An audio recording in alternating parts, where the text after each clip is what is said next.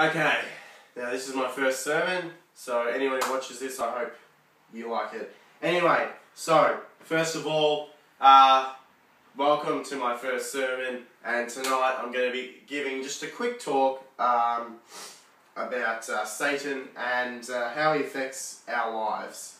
So first off, I'm going to quickly give you a quick a little history of my personal experience with Satan, and I'll lead into some other stuff. So, where about 2 to 3 years ago, 4 years ago exactly, I was diagnosed with depression, and around that time I was hearing voices, and I went to the psychiatrist, and I had no idea what these voices were.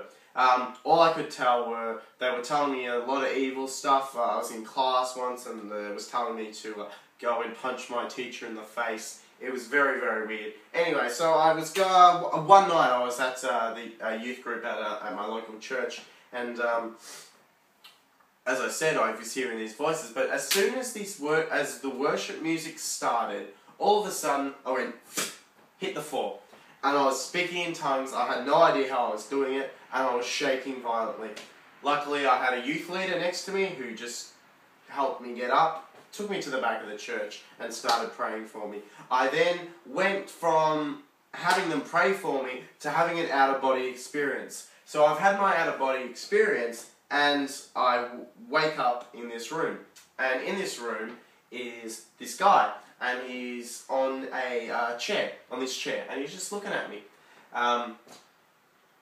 As I later found out, I had actually been possessed by a demon, and this person was Satan in this chair, looking very clean-shaven in a nice suit, as Satan looks, usually.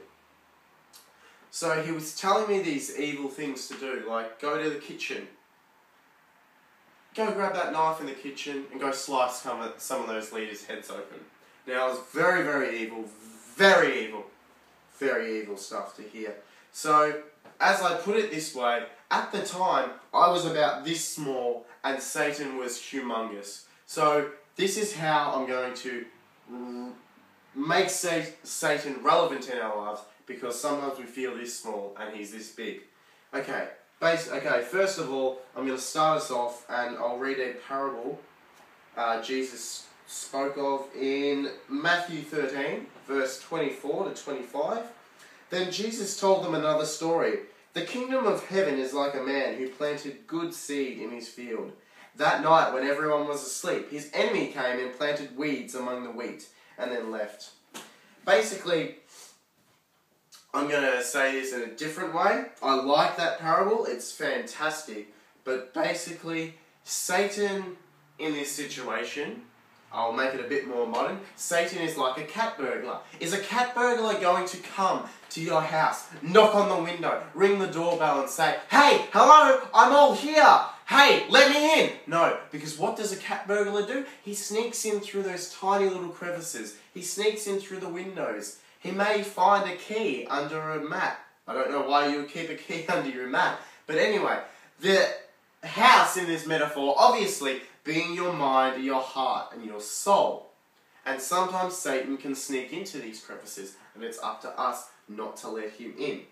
Going ahead now, I'm going to hit you guys with a metaphor that I made up just recently. It's to do with soccer. I've been playing a lot of FIFA soccer recently, ever since I got my PS3. So I thought this was a good sort of metaphor to use. In this metaphor, Satan is the striker, and he has the ball. The ball is sin. And God is our goalie, and our heart and soul is the goal. So even though sometimes God's going to stop all those goals, depending on where you are at. Every now and then, Satan gets a goal through. We can't do anything about it sometimes, but we can always do something about it after it's happened. God is always going to be there for us. We don't need to be worried if Satan gets one of those goals of sin through and it gets into our heart. It's okay. It's okay. And depending on where we are in our life, our goal can be that small. And all God has to do is go, "No, Satan. no Satan, you're not getting any goals in today. Or it can be this big, and then God has to do a lot of work to stop Satan getting the goals in, but he does get them in every now and then, and that's a matter of fact, and it's a sad truth that he does do that.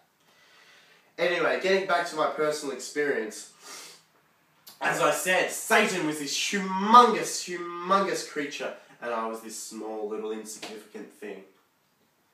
And as I was there in the room with him, I could hear the youth leader praying for me. I wasn't actually there in my body, and I was hearing him pray. I was in the room with Satan, and I was hearing him pray for me. And I kept hearing him, "Oh God, please lift up Sean, hold him in your hands now, Lord. He needs you more than ever right now, Lord. Please bless him, please."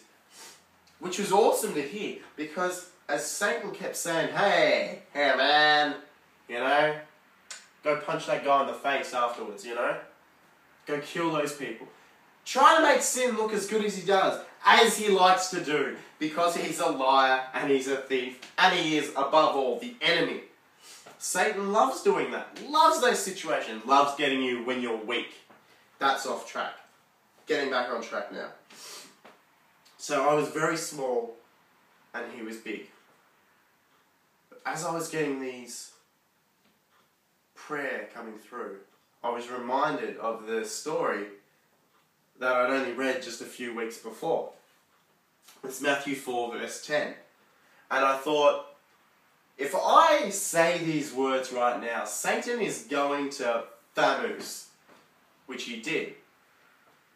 Matthew 4 verse 10 says, "Away from me, Satan." Sorry, Jesus says to Satan after being tempted by him, "Away from me, Satan, for it is written, worship the Lord your God and serve him only." Then Satan went away. I love that verse because I needed it at that moment, in time. And I started getting bigger, and I was able to say, "No, Satan, no."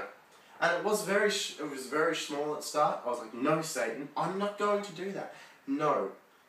I kept getting the head filled with lots of God's love, and God's Spirit was rising up inside me, and I was saying, "No, Satan, go away from me.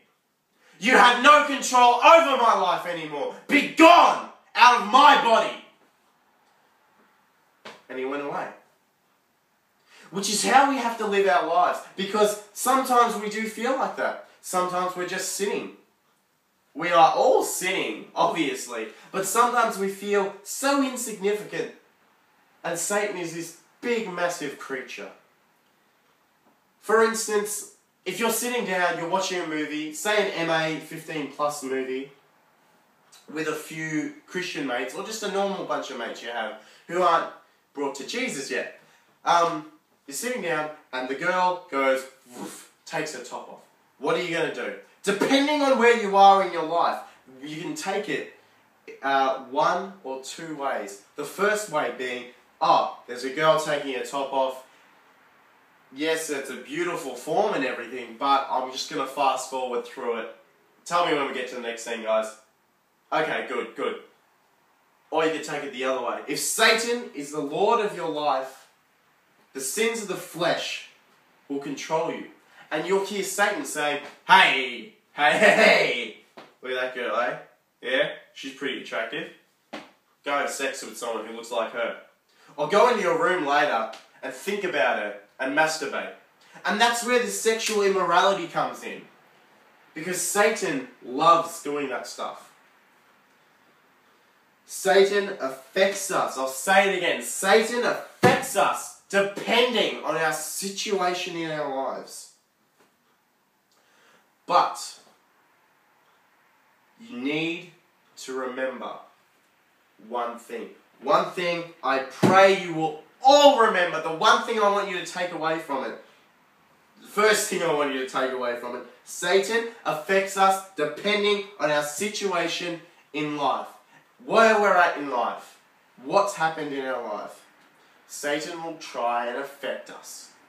But it's up to us as Christians to block out that noise. See, if you are if you are on fire for God, you won't hear that voice saying, "Hey, that girl's attractive. Go have sex with someone." You won't hear that. If your life is full of sin, which most of ours are, if your life is controlled by the sins of the flesh, you will hear that nice and loud. It'll be it'll be a megaphone right in your ear going, "Hey, hey." That's how loud it will be. But if your life is for God, you will be this humongous creature and you'll be like, "Yes, Jesus, yes, Lord." You will not hear Satan. And it'll be inaudible. It'll be like if you stepped on an insect and they're like, "Oh no, don't kill me." But they're not, you can't hear it. And you don't mean to step on an ant when you're walking down the street, but you can't help it because you can't hear them say, "Hey, get off. You're going to hit me. You're going to get me." That's how Satan needs to be in our lives. Satan needs to be the insignificant little creature. The inaudible creature. We can't hear him. We need to just, it's all God this ear and God this ear, and it's locked in here. God in the heart, the mind and the soul. Satan will you won't be able to hear him, and you'll just be like, "Yep, fast forward through this video. Yep, done, good. Okay, we're back to the movie." One thing you need to remember, again, I'll say it again, Satan affects us depending on our situation. But another way to put it, God affects us depending on our situation. Another good way to put it. I'll leave you tonight with one thing that's a good verse that will help you. It's also one of my favourite songs I heard recently at the State Youth Games, and it's the song "Our God," and it goes, "Our God is greater, our God is stronger, our Lord, you are higher than any other. Our God is healer, awesome in power, our God, our God." And then it goes over into the bridge part. And this is where the verse comes from. And it's from Romans 8:31, and it goes, "What then shall we say in response to these things? If our God is for us, who can be against us?" That's what I'll leave you guys with tonight. Thank you very much for watching. Bless you.